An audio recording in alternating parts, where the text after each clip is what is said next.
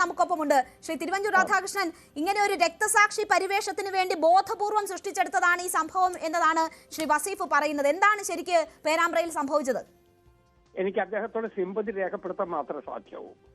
കാരണം ഇങ്ങനെ ക്രൂരമായി മർദ്ദിച്ചിട്ടും അത് രക്തസാക്ഷി പരിവേഷണത്തിന് വേണ്ടി ഇങ്ങനെ നിൽക്കുന്നതാണെന്നും ഇനി ഒരു സ്റ്റെപ്പ് കൂടെ പറഞ്ഞാൽ മതി, ചുവന്ന മഷി ഒഴിച്ച് ഈ മൂക്കിൽ പിടിച്ചോണ്ട് നിൽക്കുന്ന പറഞ്ഞാൽ ഈ സ്ക്രിപ്റ്റ് കൃത്യമാവും. എനിക്കൊരൊറ്റ ചോദ്യമേ ഉള്ളൂ, ഇങ്ങനെ എങ്ങോട്ട് കേരളത്തെ കൊണ്ടുപോകാൻ പറ്റും? കേരളം ഭരിക്കുന്നവര്, പോലീസ് അവരുടെ കയ്യില്, അധികാരം അവരുടെ കയ്യില്, ഗുണ്ടകളുടെ കൺട്രോളും ആ നിലയിൽ തന്നെ അവരുടെ കയ്യിലേക്ക് വരികയാണ്. ഇപ്പോ ഒരു എംപിക്ക് പോലും സുരക്ഷിതത്വം ഇല്ലാത്ത സ്ഥിതി വന്നാലോ കാറ്റ് വിതച്ച് കൊടുങ്കാറ്റ് കൊയ്യുന്നതിന് തുല്യമാകും. ഒരു കാരണവശാലും കേരളം ഭരിച്ചുകൊണ്ടിരിക്കുന്ന ഒരു രാഷ്ട്രീയ പാർട്ടി ഇങ്ങനെ ഗുണ്ടകളെ കയറഴിച്ചു വിടരുത്.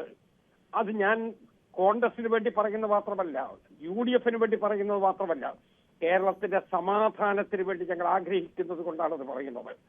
താൽക്കാലികം ഒരു ദിവസത്തെ ഈ തല്ലുകൊണ്ട് തീരുന്നതാണോ കേരള രാഷ്ട്രീയം?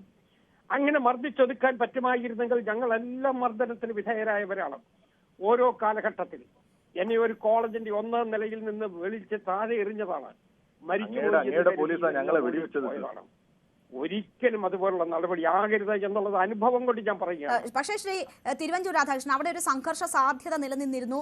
ആ മാർച്ച് നടക്കുമ്പോൾ തന്നെ അവരോട് പിരിഞ്ഞു പോകണമെന്നത് പോലീസ് ആവശ്യപ്പെടുന്നു. അവിടേക്ക് MP എത്തുന്നു. പിന്നീട് പോലീസിന് നേർക്ക് കല്ലേറുണ്ടാകുന്നു. പോലീസുകാർക്ക് പരിക്കേറ്റിരിക്കുന്നു. DYSPക്ക് വരെ പരിക്കേറ്റിരിക്കുന്നു. അപ്പോൾ ആ പ്രകോപനം എവിടെ നിന്നുണ്ടായി? പോലീസുകാർക്ക് കല്ലേറുണ്ടായാൽ DYSPക്ക് പരിക്കേറ്റാൽ അവർ വെറുതെ ഇരിക്കുമോ? ഗവൺമെന്റ് അതിനെക്കുറിച്ചൊക്കെ അന്വേഷിച്ചോട്ടെ. അതിനുള്ള 2 രൂപത്തിൽ അന്വേഷണം നടത്താമല്ലോ. മേലുദ്യോഗസ്ഥന്മാർക്ക് അന്വേഷണം നടത്താം, ജുഡീഷ്യൽ എൻക്വയറി നടത്താം. ഗവൺമെന്റ് അതിനെക്കുറിച്ച് അന്വേഷിക്കട്ടെ. പക്ഷെ ഈ അടി ശരിയാണ് എന്ന് വാദിക്കുന്നവരോടാണ് എന്റെ വാദഗതി. ഇത് ശരിയാണ്, ഇനിയും തുടരണം എന്ന് പറയുന്നവരോടാണ് എന്റെ വാദഗതി. അതൊരിക്കലും ഗുണകരമല്ല.